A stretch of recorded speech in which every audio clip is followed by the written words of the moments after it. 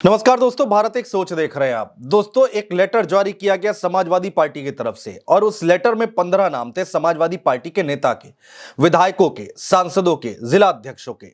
और यह तय किया गया कि ये सभी नेता समाजवादी पार्टी के संभल जाएंगे। वहां पर क्या कुछ हुआ उसकी रिपोर्ट तैयार करेंगे और रिपोर्ट तैयार कर कर अखिलेश यादव को सौंपा जाएगा। लेकिन आज 30 तारीख दोस्तों, और 30 तारीख को क्या हुआ? 30 तारीख को समाजवादी पार्टी के सांसद विधायक जो कि निकले थे संभल जाने के लिए, उनको रास्ते में घेराबंदी करके रोक लिया गया।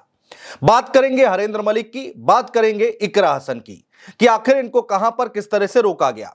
पश्चिमी उत्तर प्रदेश के बड़े नेताओं में इनकी गिनती होती है और गाजियाबाद और हापुड़ में दोनों नेताओं को रोक लिया गया। क्या कुछ तस्वीरें निकलकर दोस्तों आई वो हम आपको बताएंगे। इकरा हसन कार में बैठी रही, जैसे ही टोल प्लाजा पे पहुंची वहां उनको रोका गया। हरेंद्र मलिक को रोका गया तो वो गाड़ी से उतरकर हाईवे पर जो NH-24 पर जो डिवाइडर था उस पर जाकर बैठ गए। वो सब कुछ हम आपको दिखाएंगे। इकरा हसन का बयान भी आपको सुनाएंगे। हरेंद्र मलिक ने कैमरे पर क्या कहा वो भी आपको सुनाएंगे। सबसे पहले वो लेटर जो जारी किया गया दोस्तों, वो हम आपको बताते हैं। ये वो लेटर है जिसकी तस्वीर आप देख रहे हैं। इस पे लिखा हुआ है कि समाजवादी पार्टी के माननीय राष्ट्रीय अध्यक्ष श्री अखिलेश यादव जी के निर्देशानुसार समाजवादी पार्टी का प्रतिनिधि मंडल दिनांक 30 नवंबर 2024 को संभल जाएगा और वहां हुई हिंसा की विस्तृत जानकारी लेकर रिपोर्ट माननीय राष्ट्रीय अध्यक्ष जी को सौंपेगा, यानी कि अखिलेश यादव को सौंपेगा। 15 नाम कौन कौन से हैं जल्दी से मैं आपको बता देता हूं। माता प्रसाद पांडे, नेता प्रतिपक्ष विधानसभा; लाल बिहारी यादव, नेता प्रतिपक्ष विधान परिषद; श्यामलाल पाल जो कि प्रदेश अध्यक्ष हैं समाजवादी पार्टी के; हरेंद्र मलिक सांसद; रुचिवीरा सांसद; इकरा हसन सांसद; जियाउर बर्क सांसद; नीरज मौर्य सांसद; कमाल अख्तर विधायक; रविदास मेहरोत्रा विधायक; नवाब इकबाल महमूद विधायक और पिंकी सिंह यादव विधायक। इनको भेजा गया। इसके साथ ही साथ 3 ऐसे जिला अध्यक्ष हैं दोस्तों संभल, मुरादाबाद और बरेली के: असगर अली अंसारी, जयवीर सिंह यादव, शिवचरण कश्यप। इनको भेजा गया। इनके नाम फाइनल किए गए कि ये जाएंगे, लेकिन बीच रास्ते में इनको रोक लिया गया, इनको जाने नहीं दिया गया। अब दोस्तों अखिलेश यादव ने एक ट्वीट किया, वो भी हम आपको बताने जा रहे हैं। एक आदेश की कॉपी यहां पर ट्वीट की गई और उस पर लिखा गया अखिलेश यादव की तरफ से: प्रतिबंध लगाना भाजपा सरकार के शासन, प्रशासन और सरकारी प्रबंधन की नाकामी है। ऐसा प्रतिबंध अगर सरकार उन पर पहले ही लगा देती जिन्होंने दंगा फसाद करवाने का सपना देखा और उन्मादी नारे लगवाए, तो संभल में सौहार्द शांति का वातावरण नहीं बिगड़ता। भाजपा जैसी पूरी की पूरी कैबिनेट एक साथ बदल देते हैं, वैसे ही संभल में ऊपर से लेकर नीचे तक का पूरा प्रशासनिक मंडल निलंबित करके उन पर साजिशन, लापरवाही का आरोप लगाते हुए सच्ची कार्रवाई करके बर्खास्त भी करना चाहिए और किसी की जान लेने का मुकदमा भी चलाना चाहिए। तो ये तमाम बातें अभी तक निकलकर दोस्तों सामने आई। अब सवाल ये उठता है कि आखिर बीच रास्ते में, बीच सड़क पर क्या हुआ? हरेंद्र मलिक के साथ क्या हुआ जो कि मुजफ्फरनगर से सांसद हैं, कैराना से सांसद हैं इकरा हसन, उनके साथ क्या हुआ? इकरा हसन निकली अपने क्षेत्र से अपने काफिले के साथ, गाड़ियों के साथ निकली संभल जाने के लिए। लेकिन दोस्तों जैसे ही हापुड़ के छिजारसी टोल प्लाजा पर पहुंची इकरा हसन, वहां पर उनको रोक लिया गया। ये तस्वीरें देखिए दोस्तों, इकरा हसन वहां पर आई, उनकी गाड़ी आई और पुलिस वाले पहले से ही पहरा लगाकर रखे हुए थे। अच्छी खासी पुलिस फोर्स यहां पर तैनात की गई थी। महिला पुलिस कर्मियों का घेरा यहां पर देखने को मिल रहा था, जमावड़ा लगा हुआ था पुलिस वालों का, और पुलिस वाले जो हैं वो यहां पर इकरा हसन का इंतजार कर रहे थे। तमाम नेताओं को, इनके अलावा तमाम नेताओं को, सांसदों को, विधायकों को बॉर्डर पर रोका गया। लेकिन इकरा हसन की ये टोल प्लाजा की तस्वीरें देखिए, इकरा हसन को रोका गया।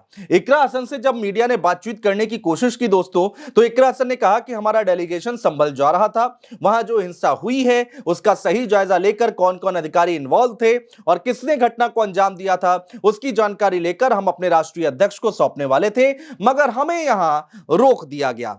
कुल मिलाकर यहां पर इकरा हसन को रोक दिया गया, उनको आगे नहीं जाने दिया गया। कुछ इसी तरीके से लखनऊ में भी हुआ था दोस्तों, कि जहां पर माता प्रसाद पांडे को हाउस अरेस्ट कर दिया गया, श्यामलाल पाल जो कि प्रदेश अध्यक्ष हैं समाजवादी पार्टी के, उनको हाउस अरेस्ट कर दिया गया। पुलिस वाले घर पहुंच गए, घर के सामने पहरा देने लगे और उसी तरह इकरा हसन को भी यहां पर पुलिस का घेरा बनाकर रोक दिया गया।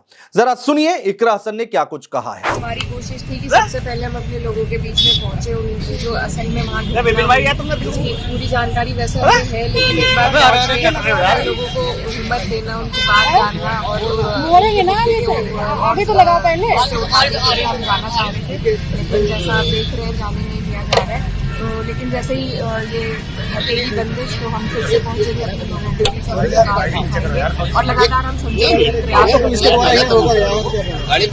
देखिए इस तरीके से बोलना तो नहीं चाहिए, लेकिन जिस तरह की सरकार हमारे यहाँ चल रही है तो उनका रवैया इसी तरीके का है। तो दोस्तों सुना आपने इकरा हसन की तरफ से क्या कुछ बयान जारी किया गया है और इसके साथ ही साथ इकरा हसन को जब रोका गया तो उस वक्त किस तरह का अफरा तफरी का माहौल था, किस तरह की तस्वीर निकल कर आई वो हमने आपको दिखाई।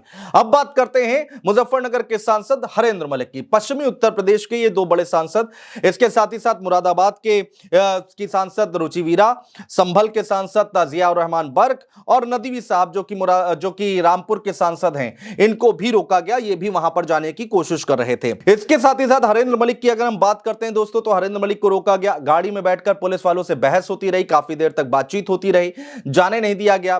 बाद में थक हार कर हरेंद्र मलिक अपनी गाड़ी से उतरते हैं और गाड़ी से उतरकर डिवाइडर पर जाकर बैठ जाते हैं। पहले वो इस तरह से अपने गमछे से डिवाइडर साफ करते हैं और उसके बाद डिवाइडर पर ही बैठ जाते हैं। काफी देर तक मशक्कत चलती रही, लेकिन हरेंद्र मलिक को संभल नहीं जाने दिया गया।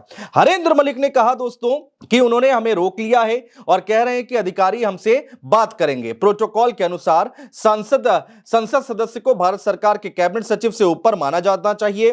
दुर्भाग्य से हमें एसीपी से बातचीत करने से रोक दिया गया है। हम एसीपी के आने का इंतजार कर रहे हैं। तो एसीपी साहब का आने का इंतजार कर रहे थे। इसके साथ ही साथ हरेंद्र मलिक ने कहा दोस्तों कि वहां पर जो कमियां हैं, जो दिक्कतें हैं, उसको छुपाने के लिए सरकार हम सबको वहां जाने नहीं दे रही है। हम भारत के नागरिक हैं, इस प्रदेश के नागरिक हैं और हम अपने प्रदेश में, अपने देश में भी मूवमेंट नहीं कर सकते तो कहाँ करेंगे मूवमेंट। पर मैं ये जानना चाहता हूँ जिलाधिकारी संभल से कि जिस दिन वहाँ साधारण स्थिति हुई थी और ये घटना घटी थी, उस दिन कोई प्रतिनिधि था क्या वहाँ? उन्हें तभी जिम्मेदार तो वही लोग हैं। देखिए अधिकारियों में डीएम, एसपी, कमिश्नर, डीआई 4 अधिकारी होते हैं। इनकी तो जिम्मेदारी है घटना की और इनकी जिम्मेदारी है इन्होंने कितना क्या किया क्या नहीं किया, इसकी ये तो पता लगा ग्राउंड रियलिटी में।